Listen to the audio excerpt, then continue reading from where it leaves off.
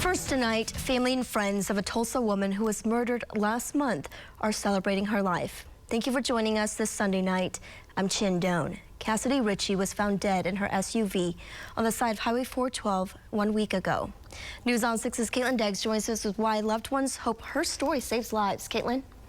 Chin, about 100 people came out today to show their support for Cassidy, and many of them wore her favorite colors, pink and purple. After the service, they held a balloon release in her honor. Family and friends focused on celebrating Cassidy Ritchie's life and the things she loved to do, like enjoying snacks and drinks and sharing stories.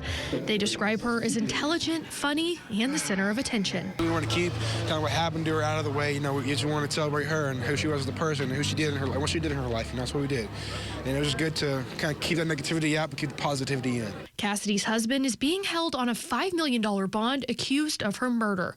Her family says one way for them to get justice is to make sure no one else is a victim of domestic violence. This is when the people remember what happened, you know, the way that we're putting it out there, the way that we're keeping her name alive and just keeping her face out there, her story alive, you know, that's what we want. Like, we don't want this to be just another girl that got killed. We want this to be Cassidy Ritchie, you know, she was a great person, a great mom, just a great human being. They say what Cassidy would want them to do now is not to stop and grieve her, but instead to live their lives to the fullest and love others. I want to keep my mom's name alive with her story. I know we'll after this we'll all go back to our normal lives, but like my grandma said, we can't move on. We've got to go on, and we're going to keep doing that. My mom wanted me to stay here, just kind of stop my life just for this. You know, she wanted me to keep going, go to school. Joey says his challenge to everyone is to make sure you tell your loved ones just how valuable they are to you. In my own family, you know, there are some grudges that we all hold against each other. You know, I'm sure it goes for a lot of families too.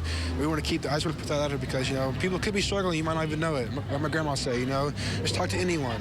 It doesn't matter what you're going through, who you are, who you know. Someone out there will want to help you and want to talk to you. And there were also domestic violence victim advocates at the service talking to people about the science of domestic violence in relationships and what resources are available. Caitlin Deggs, Oklahoma's Own, News on 6.